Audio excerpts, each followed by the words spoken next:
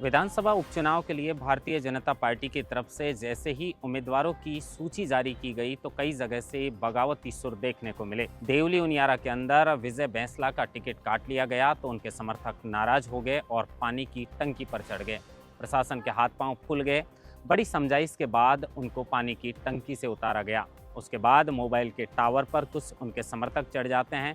फिर प्रशासन पहुंचता है और समझाइश कर उनको टावर से नीचे उतारा जाता है। कहा ऐसा जा रहा है कि विजय बैंसला के द्वारा फ़ोन करवाया जाता है, उसके बाद उनके समर्थक हैं उनको नीचे उतारा जाता है।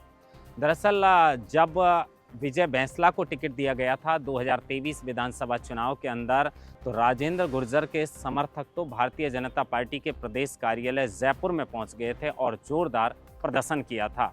उनका कहना था कि भारी विजय बैंसला को टिकट नहीं मिलना चाहिए, राजेंद्र गुर्जर हमारा स्थानीय नेता है, उन्हीं को टिकट मिलना चाहिए। काफ़ी बगावती सुर दिखाने के बाद भी भारतीय जनता पार्टी ने टिकट बदलने पर कोई फैसला नहीं लिया और विजय बैंसला चुनाव लड़े।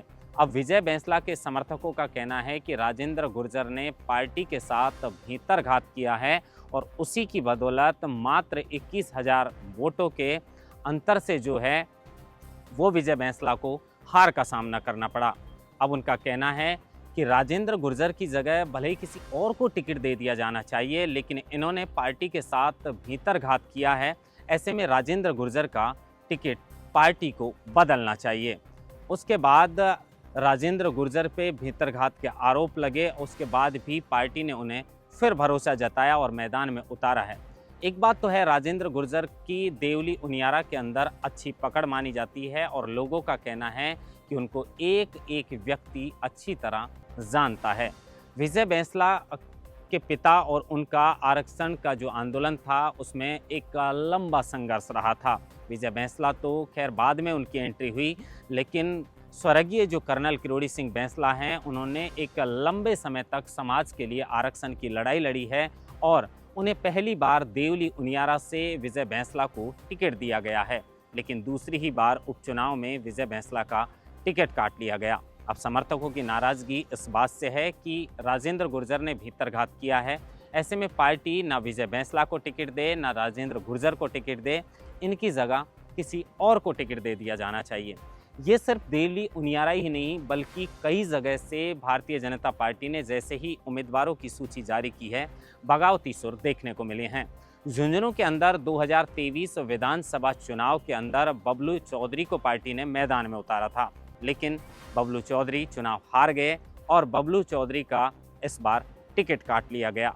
लेकिन बबलू चौधरी टिकट के इंतजार में थे, लेकिन जैसे ही उम्मीदवारों की सूची जारी की गई उसके बाद साफ तौर पर बबलू चौधरी पार्टी से बागी होकर चुनाव लड़ने की बात करने लगे और उसके बाद उन्होंने ऐलान भी कर दिया कि 23 अक्टूबर के दिन मैं हज़ारों लोगों की एक पंचायत बुलाऊंगा, एक मीटिंग करूंगा और उस मीटिंग के बाद ये फैसला लिया जाएगा कि मैं चुनाव लड़ूंगा या नहीं। लेकिन वो तो कह रहे हैं कि मैं तो नामांकन करूंगा। शायद मुझे लगता है कि अगर बबलू चौधरी भाजपा से बागी होकर चुनाव लड़ते हैं तो ये बीजेपी के लिए झुंझुनू में एक बड़ी टेंशन पैदा कर सकते हैं, क्योंकि झुंझुनू की सीट पर वैसे ही ओला परिवार का और कांग्रेस का काफ़ी दबदबा है।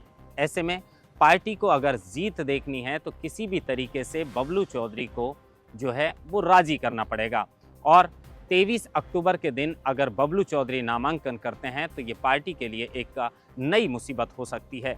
ना सिर्फ यहीं बल्कि उदयपुर की जो सलूम्बर सीट पर अमृतलाल मीणा के बाद सहानुभूति का कार्ड खेलते हुए भारतीय जनता पार्टी ने उन्हीं की पत्नी शांता देवी मीणा को वहां से प्रत्याशी घोषित किया है।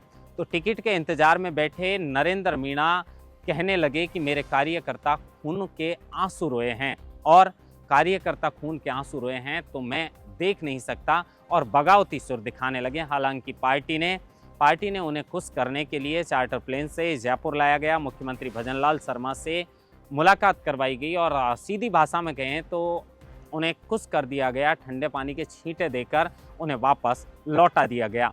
अब इस तरीके से अगर बगावती सुर पार्टी के अंदर देखने को मिलेंगे तो भारतीय जनता पार्टी जिस तरीके से 7 सीटों के अंदर कम से कम 5 सीटों पर अपनी जीत दर्ज करने के लिए पुरजोर कोशिश कर रही है, तो ये बगावती सुर जो है कहीं ना कहीं बीजेपी के लिए टेंशन जरूर बढ़ा सकते हैं। सबसे बड़ी टेंशन यही है क्योंकि विजय बैंसला की तरफ से कोई बगावती सुर अभी तक देखने को नहीं मिले। उनके समर्थक जरूर ये चाह रहे हैं कि या तो विजय बैंसला को टिकट मिले या फिर राजेंद्र गुर्जर की जगह भी टिकट बदलकर किसी और को दिया जाना चाहिए। लेकिन झुंझुनू में पार्टी के लिए सबसे बड़ी मुसीबत इसलिए है क्योंकि बबलू चौधरी नामांकन दाखिल करने का और चुनाव लड़ने का ऐलान कर चुके हैं।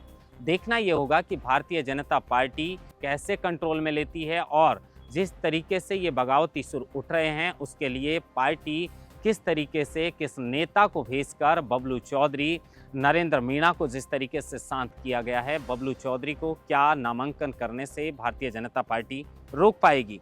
और अगर नहीं रोक पाई तो जरूर विधानसभा उपचुनाव में ये भारतीय जनता पार्टी के लिए एक टेंशन के रूप में साबित हो सकता है। महेंद्र बांसुट्टा, लोकमत हिंदी, जयपुर।